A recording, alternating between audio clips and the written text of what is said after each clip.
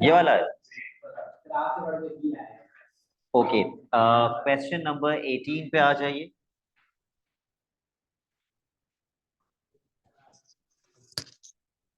I hope आप लोग graph papers लेकर आए हैं। मैंने पिछली क्लास में कहा था ग्राफ पेपर साथ लेकर आइएगा। क्वेश्चन नंबर 18 पर आइए।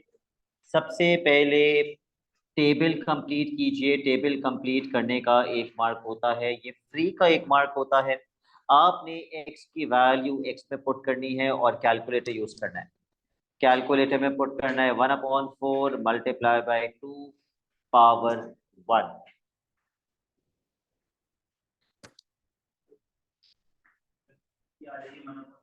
1/2। शायान ने तो मेंटली कर लिया 1/2। 1/2 विच इज, चलो 0.5 भी लिख सकते हैं। इन्होंने 1/4 लिखा है फ्रैक्शन में, तो आप भी फ्रैक्शन में ही लिखते हैं, ज्यादा बेहतर है, लेकिन आपकी मर्जी है। 1/4 का डेसिमल क्या होता है? 0.25। 1/4 इज 1/4, और 1/4 का मतलब आधे का भी आधा। ओके माइस, आपका 1/2 आ रहा है कैलकुलेटर में। Okay, let's plot these points.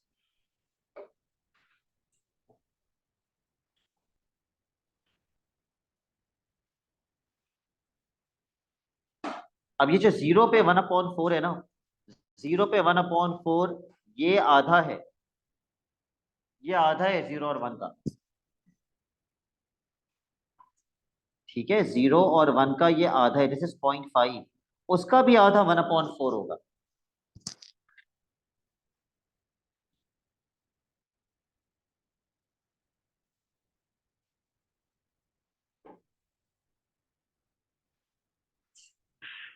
तो 2.5 बॉक्सेस ऊपर आएगा 1/4।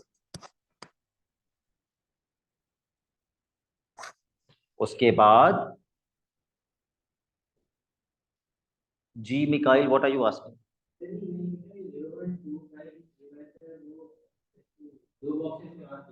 जी, 2.5 बॉक्सेस बात आएगा। अगली वैल्यू है 1 पे 0.5। 1 पे 0.5।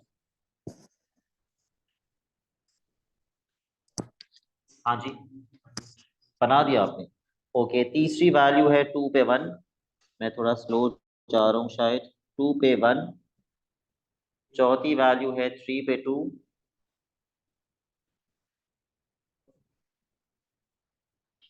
पांचवी 4 पे 4।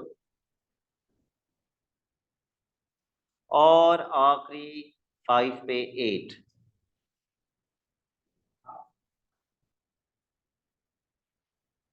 ऐसे कर्व्स मैंने आपको बनवाए थे।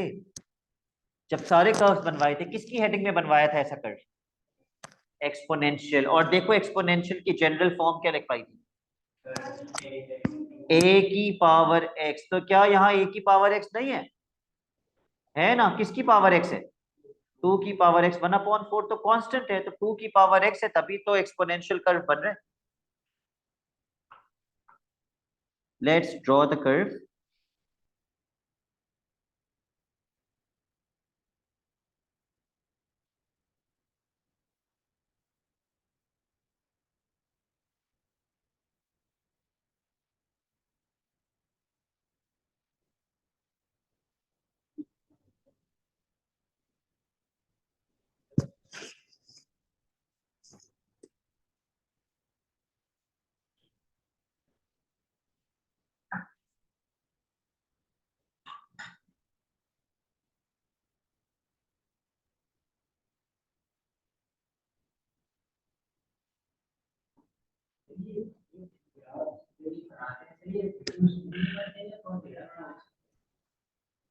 जितना टेढ़ा मेढ़ा आपको स्क्रीन में नजर आ रहा है, बस उतना ही टेढ़ा मेढ़ा हो सकता है। ये बहुत अच्छा नहीं बनाया हुआ मैंने आईपैड पे, ये स्क्रीन पे ऐसा लग रहा है स्मूथ है, लेकिन थोड़ा सा मेरा भी बिल्कुल एक्यूरेट नहीं है। तो आई एम अज्यूमिंग कि सबने अभी तक अपना कर्व बना लिया है। सबने बना लिया है यहाँ पे? Mikail, are you done? माइस? Okay. Before we go on to the parts, general parts क्या होते हैं? What are the general parts? क्या क्या बनाने को बोलता है? वाई बनाने के लिए बोलता है, टेंजेंट बनाने के लिए बोलता है, लाइन बनाने के लिए बोलता है। लाइन कैसे बनाते हैं? टेबल बना के। शयान कह रहे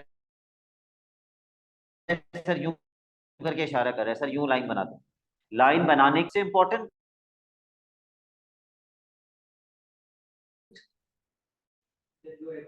साइमल्टेनियस वो। Next part, by drawing a suitable line find the gradient of your graph where x is equals to 4। तो ग्रेडियंट निकालने के लिए वो कौन सी लाइन बनाई जाती है, उसको क्या कहते हैं? टैंजेंट। तो x की वैल्यू 4 पे टैंजेंट बनाइए। अब बच्चा बोलता है सर x की वैल्यू 4 यहाँ पर है, यहाँ कैसे टैंजेंट बनाऊं? यहाँ थोड़ी टैंजेंट बनेगा, x की वैल्यू 4 कर्व पे जहां है वहां टैंजेंट बनेगा। यस, और टैंजेंट की कंडीशन कल बताई थी, पता नहीं आपको याद है या नहीं।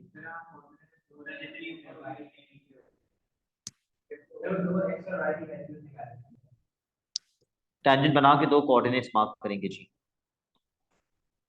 Okay, please draw a proper tangent.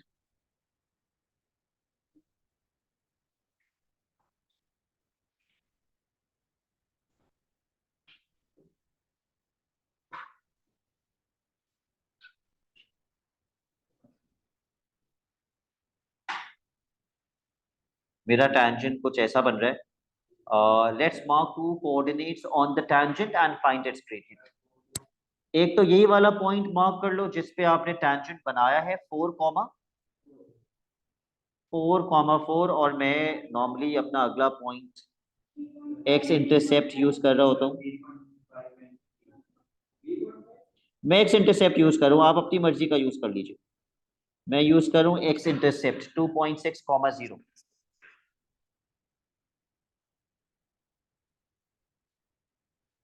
Now find out the gradient. y2 minus y1 upon x2 minus x1.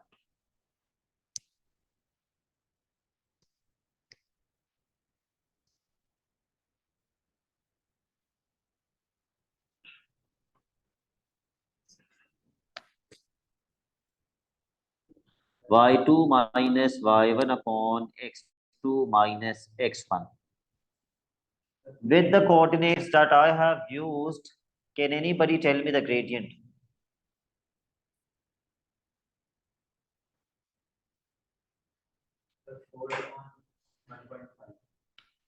कभी भी फ्रैक्शन में डेसिमल नहीं लिखते। फ्रैक्शन में डेसिमल नहीं आना चाहिए कभी भी। सारा अभी यही बता रही 2.6। Okay, what are others getting? मिलते जुलते ग्रेडियंट्स क्या आ रहे हैं आप लोगों के? 3, 2.8, 2.6।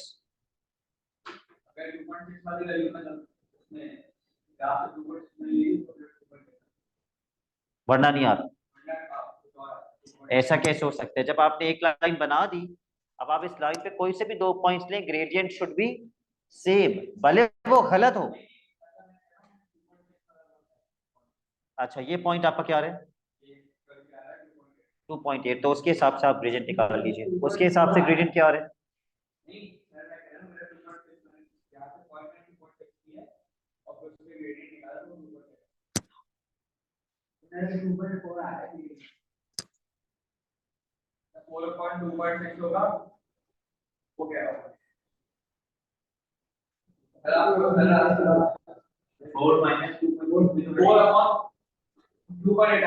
टू पॉइंट एट, बहुत बेहतरीन।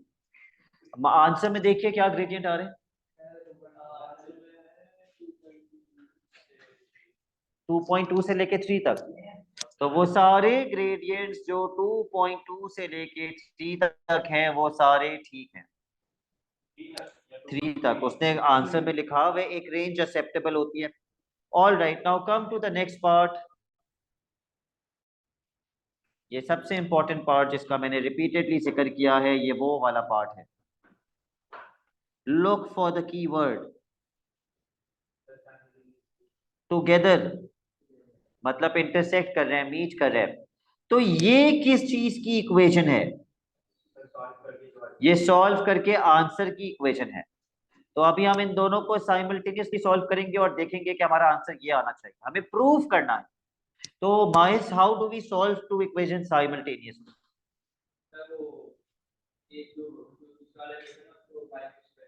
ठीक है, यहाँ से y सब्जेक्ट बनावे, ये y की वैल्यू उठा के इस y में डाल दें। ओके,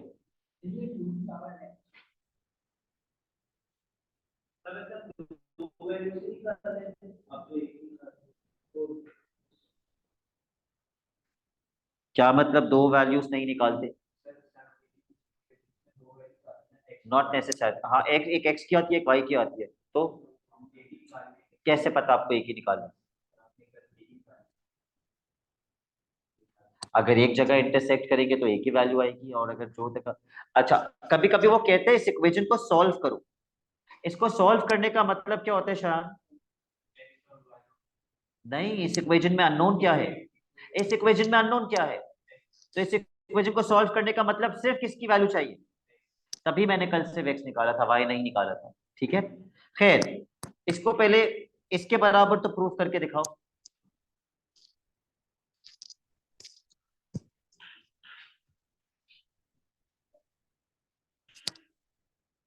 हाँ जी,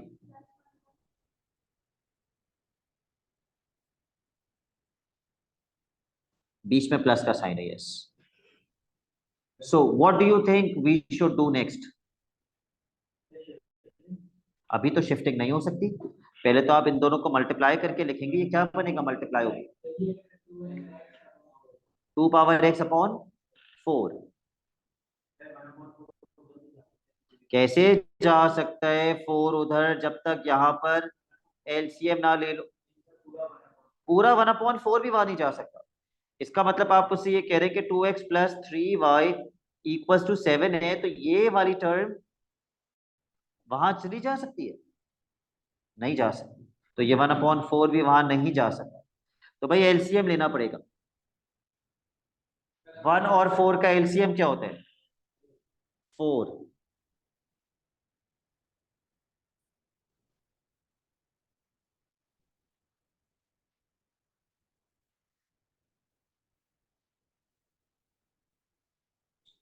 अब 4 वहां जा सकता है।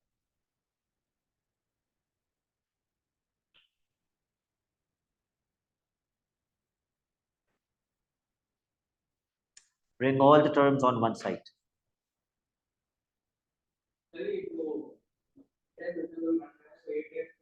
आपका इक्वेशन बन रहा है, बनती नहीं है इक्वेशन। जी, यस, और देखो यही तो प्रूव करना है। अब एक बात बताओ मुझे, मैं a + b लिखूं या b + a लिखूं, एक ही बात होती है या नहीं? तो आप कर सकते हैं शिफ्टिंग। आप 2 की पावर x पहले लिख दें, फिर आप 8x लिख दें, फिर आप -20।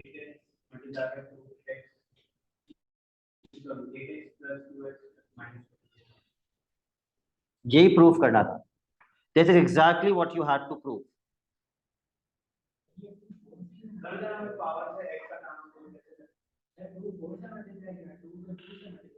कौन सा 2? 1 और 4 का एलसीएम क्या होता है? 4 होता है।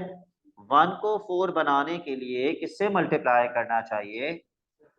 4 से, तो ऊपर भी 4 से मल्टीप्लाई करेंगे। Now let's come to the next part.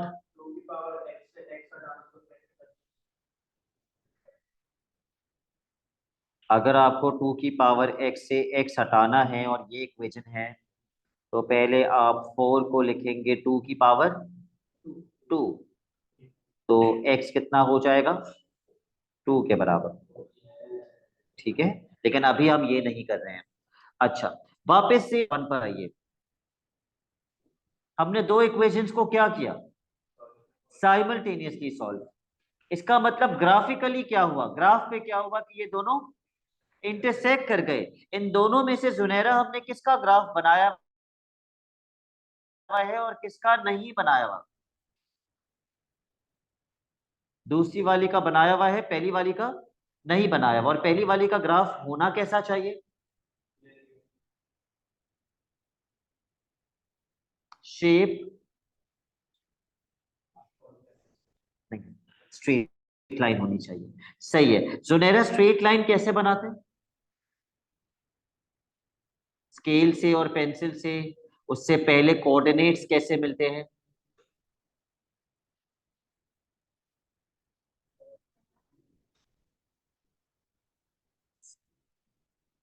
इसलिए मैंने वो जो बहुत कॉमन चीजें होती हैं बार बार लिखवाते लिखवाते ये तक लिखवा दिया था कि लाइन बनाओ के आगे टेबल बना दिया था, ताकि आप लोगों के दिमाग में बैठे कि लाइन बनाने के लिए क्या बनाते हैं?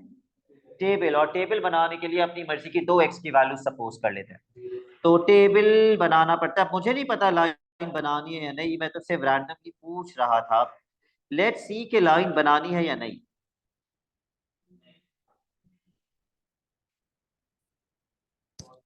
वो कह रहा है इस इक्वेशन को सॉल्व करो। अब मैथ में आपने ऐसी इक्वेशन सॉल्व करना नहीं सीखी। The only option you have is to solve them graphically. Graphically कैसे सॉल्व करेंगे? ग्राफिकली जहां पे ये वाला ग्राफ और ये वाला ग्राफ क्या हो रहे होंगे? इंटरसेक्ट। तो उसके लिए आपको इसका ग्राफ बनाना पड़ेगा। और इसका ग्राफ बनाने के लिए क्या बनाना पड़ेगा मिकाई?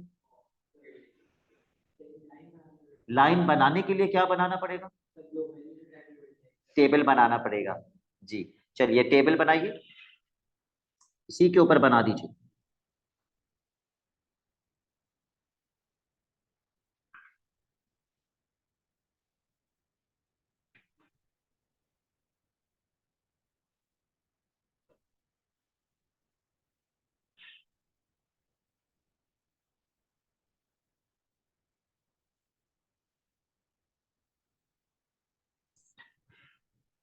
जीरो पे क्या आएगा जब एक्स में जीरो डालेंगे? बेटा इसमें डाल पुट कर रहे हैं वैल्यू लाइन की इक्वेशन में। हम इस लाइन का ग्राफ बना रहे हैं इस वक्त। तो जब हम एक्स में जीरो डालेंगे तो वाई कितना आएगा? 6। आप जीरो लिख दें। और जब हम एक्स में टू पुट करेंगे तो ये 4 बन जाएगा। तो वाई कितना आएगा? 4 वहां जाके 6 से माइनस होगा तो वाई की वैल्यू 2 आ जाएगी।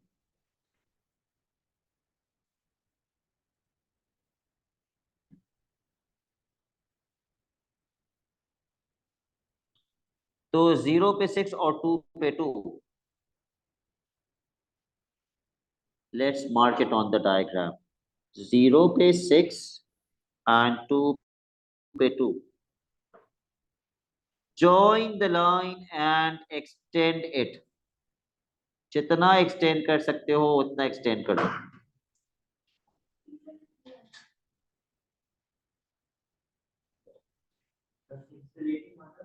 जहां तक आप ले जा सकते हैं।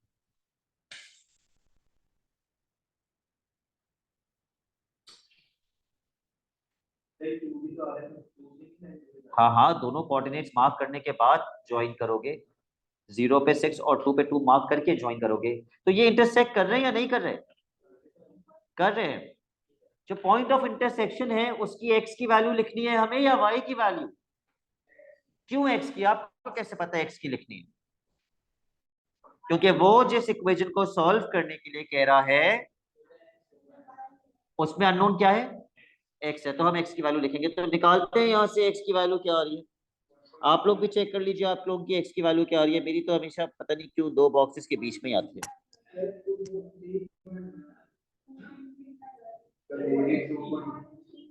ये पता है क्या आप चेक कर रहे हैं? ये चेक कर रहे हैं ये वाली लाइन और टेंजेंट वाली लाइन कहाँ मीट कर रहे हैं।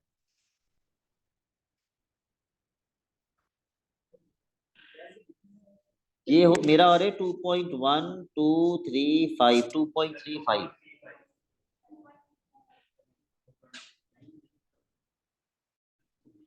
हो सकता है किसी की 2.3 आ रही हो, किसी की 2.4 आ रही हो। और आंसर में क्या दिया हुआ है? 2.3 से 2.4 तक। अब अगर किसी का 2.3 से भी कम आ रहा है तो एग्जामिनर गलत कर देगा, और किसी का 2.4 से भी ज्यादा आ रहा है तो एग्जामिनर गलत कर देगा। Eraj what are you getting? 2.4। थोड़ा ज्यादा आ रहा था, आपने जबरदस्ती कम तो नहीं कर दिया पीछे से आंसर देख के?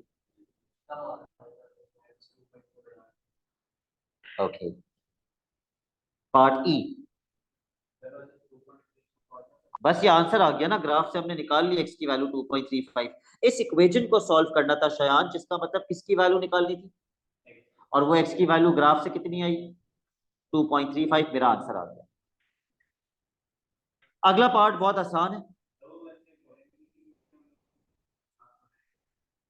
बिल्कुल, कैसे बिना ग्राफ बनाए किया है? उसने बोला था ये और ये इंटरसेक्ट कर रहे हैं। हमने लाइन बनाई, और जहां पे लाइन और कर्व मीट कर रहे थे वहीं पर तो ये इक्वेशन बनी थी साइमल्टेनियसली सॉल्व करके। साइमल्टेनियसली सॉल्व करके ये इक्वेशन बनी थी या नहीं? बनी थी। और साइमल्टेनियस का मतलब दो ग्राफ्स आपस में क्या कर रहे हैं? मीट कर रहे हैं। तो या तो मैं एल्जेब्रिकली इसको सॉल्व करूं, जो मुझे आता नहीं है, या फिर मैं ग्राफिकली इसको सॉल्व करूं। और ग्राफिकली सॉल्व करने का मतलब है जहां पे दोनों ग्राफ्स इंटरसेक्ट कर रहे हो, उस पॉइंट पर किसकी वैल्यू? एक्स की वैल्यू। हमेशा ऐसे ही होगा। अगले पार्ट में आपको ग्रेडियंट निकालने हैं, वो मैं नहीं निकालूंगा, आप खुद फॉर्मूला लगाएंगे। y2 minus y one upon x2 minus x1,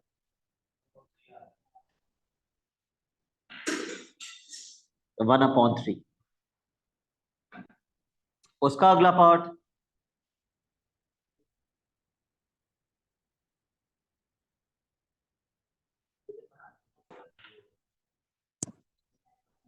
सबसे पहले आप ये देख लें, draw the line parallel to P Q. आप पैरेलल टू पी क्यू तो तब बना पाएंगे ना जब आपके पास क्या बनी हुई हो? पी क्यू की लाइन बनी हुई हो। तो पहले पी क्यू की लाइन बनाओ। पी क्यू के कोऑर्डिनेट्स दिए हुए हैं, इनको मार्क करके पी क्यू की लाइन बना लो। ग्रेडियंट और इक्वेशन में जाके इसको और कॉम्प्लिकेटेड करने की जरूरत नहीं है। You have the coordinates, you draw the line. 2,3 and 5,4।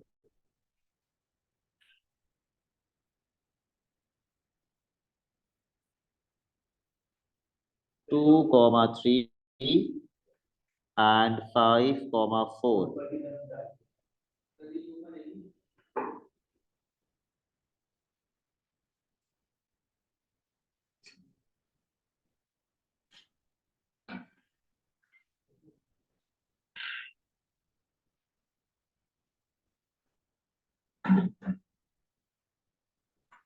P Q, आप चाहें तो इसको एक्सटेंड कर सकते हैं, आपकी मर्जी, इट्स अ लाइन। अब वापस से क्वेश्चन पर आ जाते हैं। सबने पी क्यू की लाइन बना दी?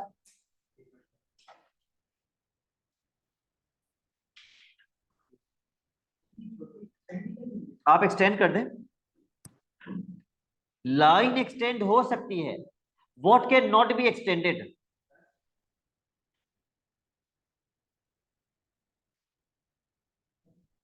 एक और चीज होती है, वो लाइन जैसी होती है, उसका एक नाम होता है, उसको एक्सटेंड नहीं कर सकते।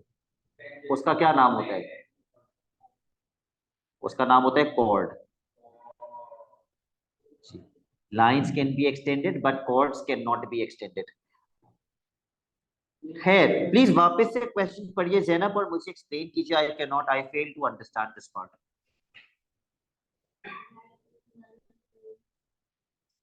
बस तो लाइन एल बनानी है जो पैरेलल टू पी क्यू है, तो वो यहां भी बना सकता हूँ, यहां भी बना सकता हूँ, यहां भी बना सकता हूँ, यहां भी बना सकता हूँ, कहीं भी बना सकता हूँ। जो जो कर्व को भी टच करे। कहां से टच करे? यहां से, यहां से, यहां से। ये नहीं पता।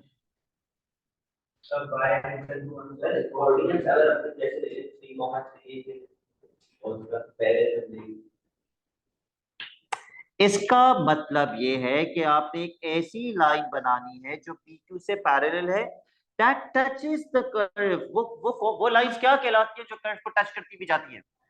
टैंजेंट। आपको एक ऐसा टैंजेंट बनाना है जो PQ से क्या होना चाहिए? पैरेलल। कहां बनेगा वो टैंजेंट PQ से पैरेलल? क्या अभी टैंजेंट बन रहे हैं? अभी बन रहे हैं? अभी ऑलमोस्ट बन गया है, यहां कहीं बनेगा, यहां कहीं बनेगा। अब आप देख ले कहां बन रहे, स्केल रख के, स्केल रख के देखो कहां बन रहे।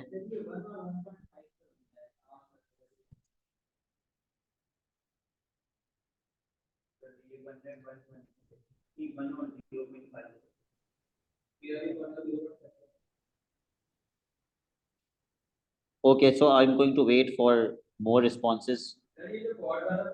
Urva, can you tell me where are you getting this tangent? At which coordinate are you getting this tangent? Curve के ऊपर वो कौन सा point है जिस पे आपका ये tangent बन रहा है? 1,0.5. Okay, yes, Mais, what is your question?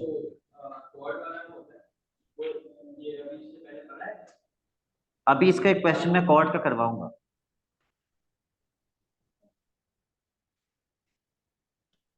एक बहुत ही बचकाना सी चीज होती है कॉर्ड, वो अभी आएगा, मैं सवाल करवा दूंगा. ऐसी कोई पूरा कॉन्सेप्ट या ऐसा कुछ भी नहीं है. हमें इस पार्ट में करना क्या था, सिर्फ लाइन एल बनानी थी. अगर आप लाइन बना रहे हैं और आप उसके ऊपर एल नहीं लिख रहे तो आप गलत कर रहे हैं. उसने बोला है line L, so label the line with alphabet L.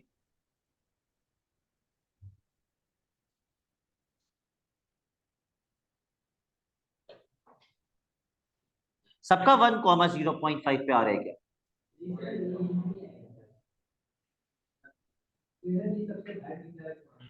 Okay, last part.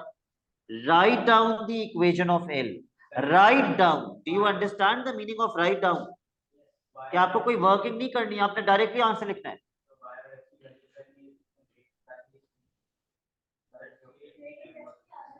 Gradient तो इक्वेशन का फॉर्मूला ये होता है. Do you agree?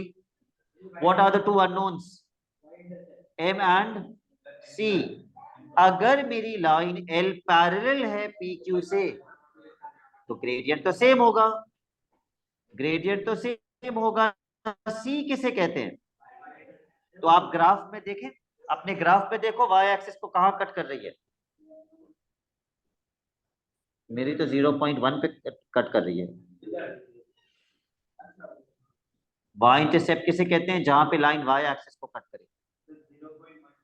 ठीक है, अगर 0.2 आ रहे तो 0.2 लिख लो, 0.15 आ रहे तो 0.15 लिख लो.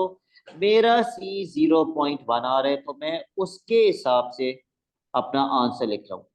y is equals to mx plus c. Can anybody check the answer at the back? सही है, ठीक है. चलो भाई, अगले क्वेश्चन पे आ जाओ. Question number 19. इसका टेबल कंप्लीट कर लो पहले.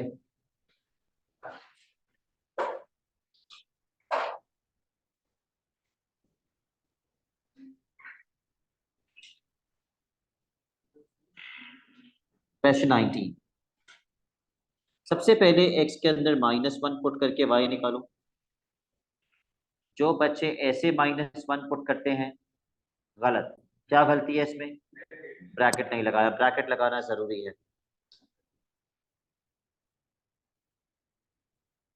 ऐसे पुट करेंगे कैलकुलेटर में.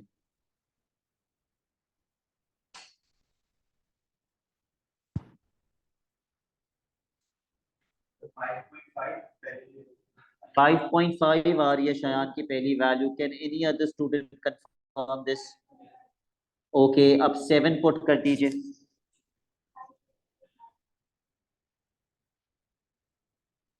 7 पे भी 5.5 आ रहा है.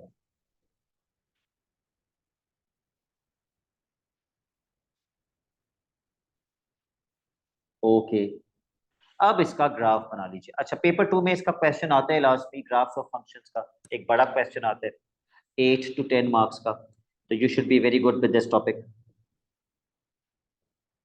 Let's mark the points. -1 पे 5.5,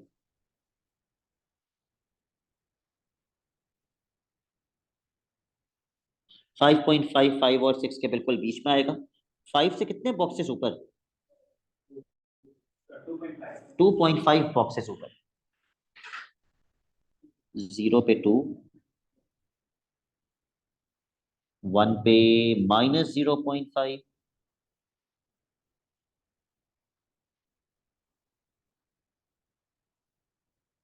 2 पे -2, 3 पे -2.5,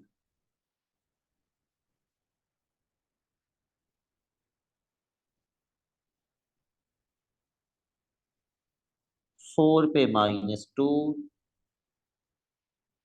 5 पे -0.5, 6 पे 2 एंड 7 पे 5.5।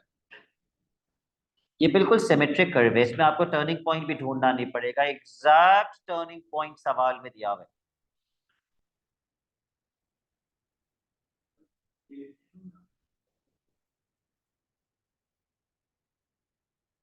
स्केल से कैसे कर्व बनाओगे? आपका स्केल कर्व बना के देता है?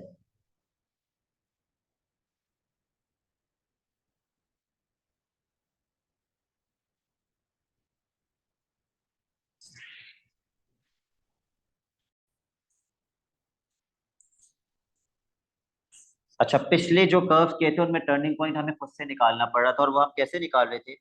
वो जो दो एक्स इंटरसेप्ट थे उनके बिल्कुल बीच में। लेकिन यहाँ पे वो ऑलरेडी बिल्कुल बीच से ही होता हुआ जा रहा है, कैसे पता मुझे?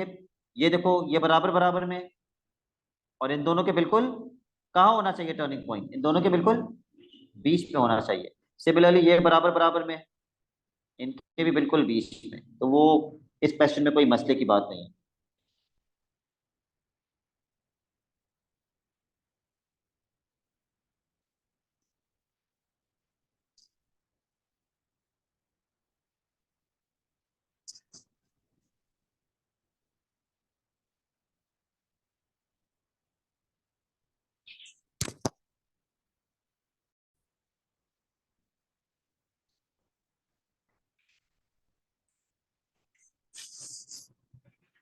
आई होप सबने कर्व बना लिया है। Let's come to the next part. खुद ही बता दिया बेचारे ने, टेंजेंट बना के ग्रेडियंट निकाल लो। ऑल दो वो उसकी मर्जी, वो बताए ना बताए कि टेंजेंट बनाओ। ग्रेडियंट निकालने के लिए आपको पता होना चाहिए कि आपको क्या बनाना चाहिए, टेंजेंट किस वैल्यू पे। तो एक्स की वैल्यू 1.5 कहाँ है? यहाँ पे है एक्स की वैल्यू 1.5, तो यहां से नीचे आओ, ये पॉइंट बनता है, इस पे टेंजेंट बनेगा। यस, एक्स की वैल्यू 1.5 यहाँ पर है, जो मैंने रेड से मार्क किया, इस पे आपने टेंजेंट बनाना है। So draw a tangent by using a scale.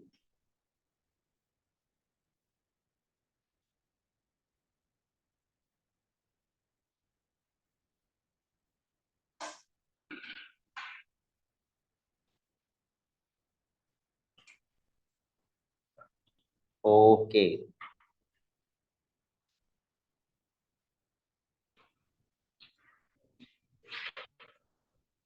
आप लोगों का 1.5 पे वाई कितना आ रहा है?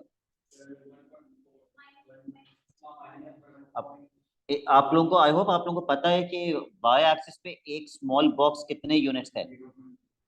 0.2 यूनिट्स का है। वाई एक्सिस पे एक स्मॉल बॉक्स अगर 0.2 यूनिट्स का है, तो हम -1 से कितने बॉक्सेस नीचे हैं? मेरा 2 बॉक्सेस नीचे आ रहे हैं -1 से, तो आप उसके हिसाब से कर लें। आपका जिस हिसाब से आ रहा है, तो मेरा आ रहा है 1.5 पे -1.4। और दूसरा तो मैं हमेशा एक्स इंटरसेप्ट ही यूज करता हूँ। मेरा एक्स इंटरसेप्ट आ रहा है 0.1 2 3 4 5, 0.5, 0। और कोई मुझे अपना एक्स इंटरसेप्ट शेयर करवा सकते हैं? क्या आ रहा है आप लोगों का एक्स इंटरसेप्ट? आपने वाई इंटरसेप्ट यूज किया है,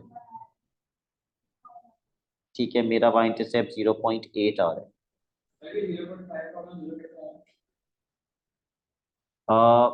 एक्स एक्सिस पर वाई की वैल्यू क्या होती है? 0।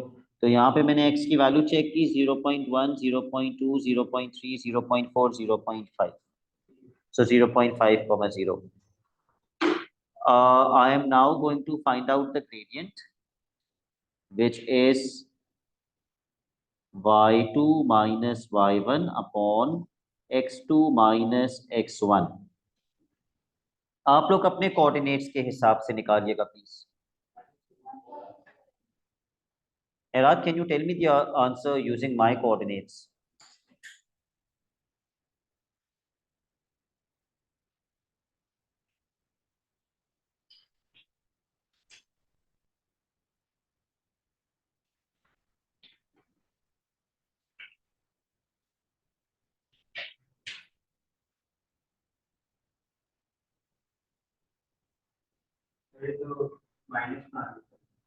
हाँ नेगेटिव ग्रेडियंट है, ऐसी लाइंस का ग्रेडियंट नेगेटिव होता है। -1.4।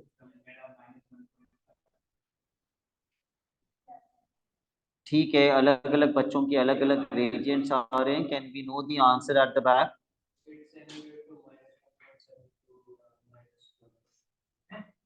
ओके, -1.7 से -1.3 के बीच में। तो वो मेरा तो उसी में आ रहा है, आपका भी आ रहा है उसमें, शयान का भी आ रहा है, माइस का भी आ रहा है। What about Mikail? बनाइए, अभी लाइन बना रहे हैं आप? -1.3 तक। एक्चुअली छोटी वैल्यू से बड़ी वैल्यू तक जाते हैं ना, तो ये ज्यादा छोटी है और ये बड़ी है, इसलिए उन्होंने रेंज ऐसे लिखी है। वरना हम लोग सोच रहे होते हैं -1.3 से -1.7, गलत है। हम बड़ी से छोटी पे जा रहे हैं, हमेशा छोटी वैल्यू से बड़ी वैल्यू पे जाते हैं। खैर, let's come to the next part, जो सब पेपर में गलत करके आते हैं। अगले पार्ट पे जाने से पहले Mikail please look at the screen. ये मुश्किल है, ये मैं बार बार नहीं समझाऊंगा। इस लाइन की इक्वेशन क्या होती है? y इज इक्वल टू 0, क्योंकि जैसे जैसे ऊपर जाते हैं y equal to 1, y equal to 2। ठीक है, ये y इज इक्वल टू 0 की लाइन है। और अगर मैं बोलूं y इज ग्रेटर देन और इक्वल टू 0, यानी कि मैं इस लाइन से ऊपर की बात कर रहा हूं। इस लाइन से ऊपर कर्व कहां जा रहे हैं? यहां और यहां, दो तरफ जा रहे हैं। Okay, now read the next part.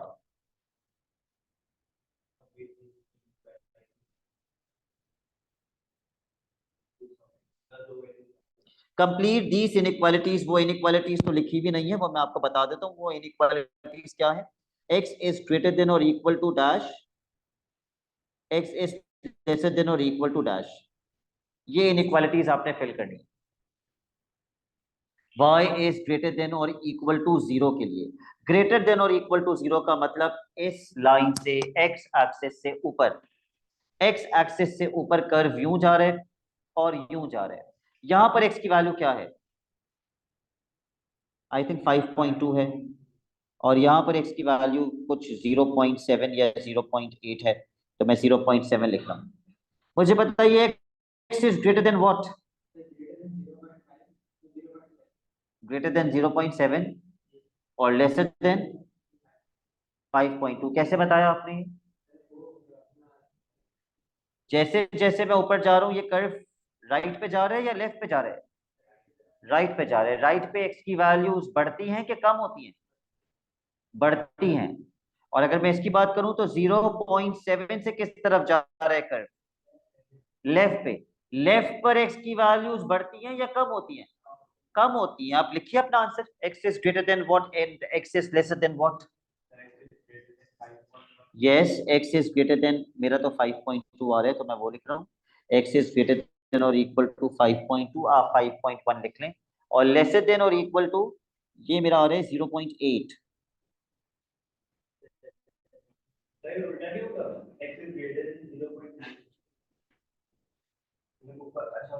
जब मैं ऊपर जा रहा हूं तो कर्व पीछे जा रहा है या आगे? पीछे जा रहे हैं ना। और तो मुझे तो एक्स की वैल्यूज लिखनी है। एक्स की वैल्यूज क्या हो रही हैं पीछे अगर जा रहे हैं तो? एक्स की वैल्यूज क्या हो रही हैं? कम होती जा रही है एक्स की वैल्यूज। हालांकि वाई की वैल्यूज बढ़ती जा रही है। वाई की वैल्यूज बढ़ती जा रही है, एक्स की वैल्यूज कम होती जा रही है। तो एक्स इज लेसर देन और इक्वल टू कितना? 0.8। तो ये एक एक्चुअली मुश्किल पार्ट था इस क्वेश्चन का। But then again there is another easy part. Draw the line. How do you draw line? Yo yes, table बनाइए एंड देन दो एक्स की वैल्यू सपोज कीजिए। टेबल की जरूरत है, बिल्कुल है टेबल की जरूरत।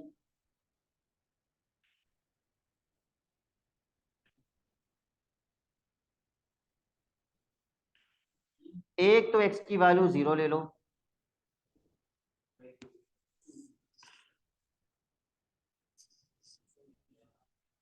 0 पे कितना आएगा? अगर हम एक्स में 0 डाल दें तो ये पूरा ही 0 हो जाएगा। करेक्ट।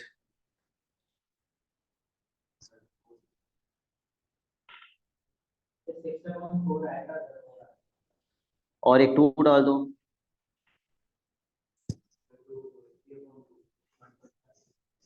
हेरा, अगर x में 2 डालेंगे तो y कितना आएगा?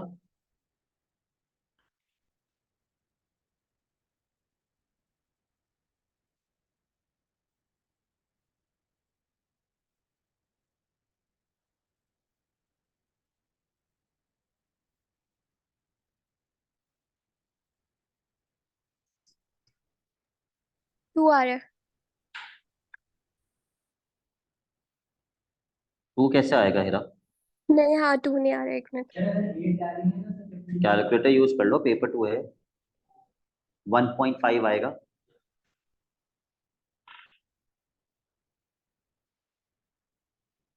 Join these points and draw a straight line.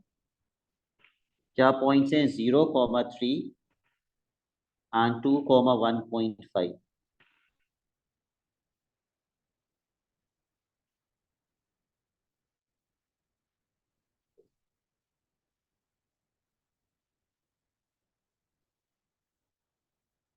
दिल खोल के एक्सटेंड कर दीजिएगा लाइन को, और लाइन के ऊपर लाइन की इक्वेशन जरूर लिख दीजिएगा। ठीक है, लाइन के ऊपर उसकी इक्वेशन जरूर लिख देना।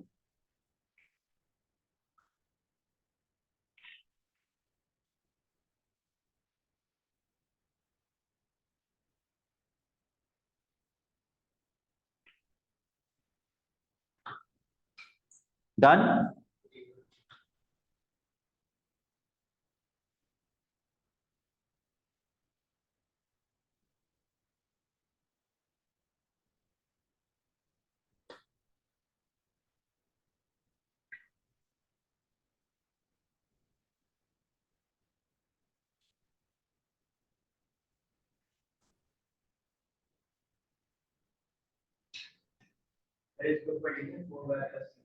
हाँ ना, लाइन के ऊपर इक्वेशन लिखो उसकी। हो गया हमारे साहब का। मिकाइल का नहीं हुआ अभी कंप्लीट। फिर नेक्स्ट पार्ट माइस मुझे पढ़ के बताइए कैसे करेंगे। First tell me what is the key word in the next part. Intersection. जैसे ही इंटरसेक्शन का वर्ड आप देखते हैं, आपके दिमाग में कौन सा क्या आता है? साइमल्टेनियस आता है। दोबारा से ये पार्ट पढ़िए माइस, और मुझे बताइए कौन सी दो चीज हैं जो इंटरसेक्ट हो रही हैं, ताकि मैं उनको साइमल्टेनियसली सॉल्व करूं। ए एक्स और बी इंटरसेक्ट कर रहे हैं।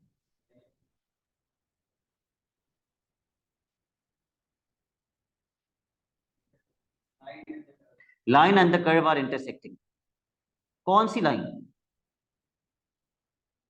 4y + 3x। ये जो अभी बनाई है, जिसकी इक्वेशन क्या थी? 4y + 3x = 12। कौन सा कर्व?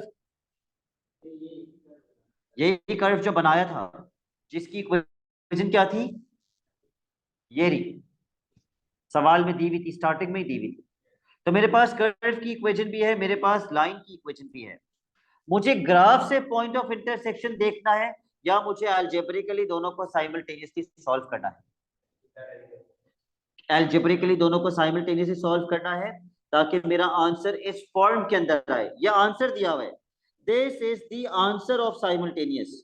जब मेरा आंसर आ जाएगा तो मुझे पता चल जाएगा ए कितना है और बी कितना है। So please solve the two equation simultaneously. पहले हम दोनों इक्वेशंस लिख लेते हैं। एक इक्वेशन है 4y + 3x = 12, इक्वेशन नंबर 1। और इक्वेशन नंबर 2 शायान आप मुझे बता देंगे क्या है? जी, x²/2 -3x + 2। बस दोनों को साइमल्टेनियसली कर दो और बहुत आसान है। यस, आप ये वाले y की वैल्यू उठा के इस y में डाल दें, हो गया साइमल्टेनियस। मगर मेक नो मिस्टेक्स, सिंप्लीफिकेशन में कोई गलती नहीं होनी चाहिए, कैलकुलेटर भी अलाउड है।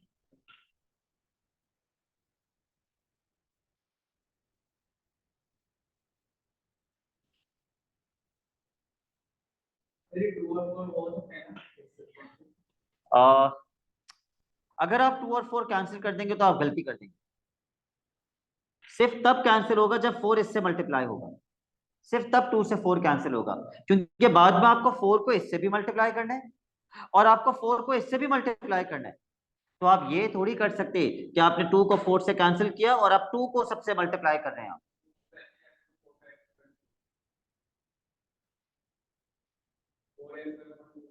हाँ, तो फिर आप कैंसिल ना करें, आप पहले 4x² कर दें, फिर 4 और 2 कैंसिल कर दीजिए। 4x² minus 12x plus 8 plus 3x is equal to 12। क्या ऊपर नीचे हम कैंसिल कर सकते हैं? क्या हम ऊपर नीचे कैंसिल कर सकते हैं? हमेशा कर सकते हैं, बस बीच में कोई प्लस का साइन नहीं होना चाहिए, और नहीं है।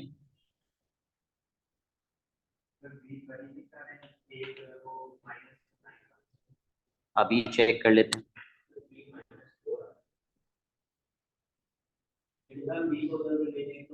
इन दोनों को प्लस माइनस किया था, कितना बना था? -9x। और अगर मैं 12 को भी इधर ले आऊं,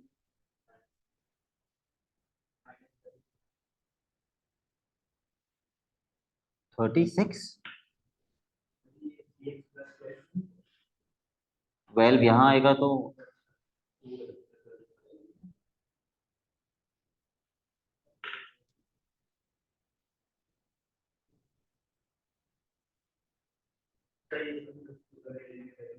कंपेयर कीजिए।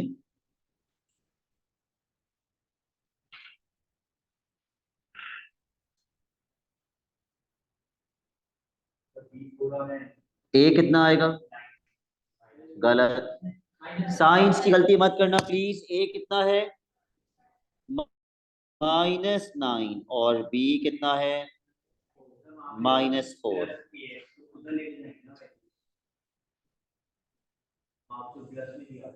अच्छा हाँ, ये भी एक कंफ्यूजन होती है बच्चों को, वो कहते हैं सर यहाँ पर अगर +ax लिखा हुआ है तो ये साइन लास्ट में प्लस होना चाहिए।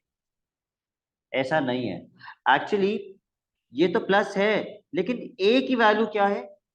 नेगेटिव। तो क्योंकि a की वैल्यू -9 है तो प्लस माइनस क्या हो जाएगा? माइनस। ठीक है, यहाँ पे प्लस होने का मतलब नहीं है कि यहाँ प्लस आना चाहिए, ये कहीं नहीं, ये जरूरी नहीं है। अगर मेरे पास लिखा हुआ है 3x प्लस ax, तो क्या ये जरूरी है कि a की वैल्यू पॉजिटिव हो? एक नहीं, ए के अंदर प्लस पुट करना है या माइनस पुट करना है मुझे नहीं पता, ए कुड इधर भी पॉजिटिव और नेगेटिव। अगर ए की वैल्यू पॉजिटिव है तो प्लस प्लस प्लस ही रहेगा, लेकिन अगर ए की वैल्यू नेगेटिव है तो प्लस माइनस माइनस हो जाएगा। तो it all depends on the value of A, it could be positive, it could be negative. अगर आप उधर शिफ्ट कर देंगे तो फिर आप सारी टर्म्स उधर शिफ्ट करें। अच्छा, फिर वो 2x² जो है ना, वो वहां जाके -2x² बन जाएगा, वो फिर गलत हो जाएगा। जो फिक्स्ड है वो क्या है कि 2x² होना चाहिए, ये फिक्स्ड है, तो आपका भी यहाँ 2x² आना चाहिए, और वो आ रहा है। तो कल इंशाल्लाह फिर हम ये टॉपिक कंप्लीट कर लेंगे अपना graphs of functions. That's it for today. Allah Hafiz.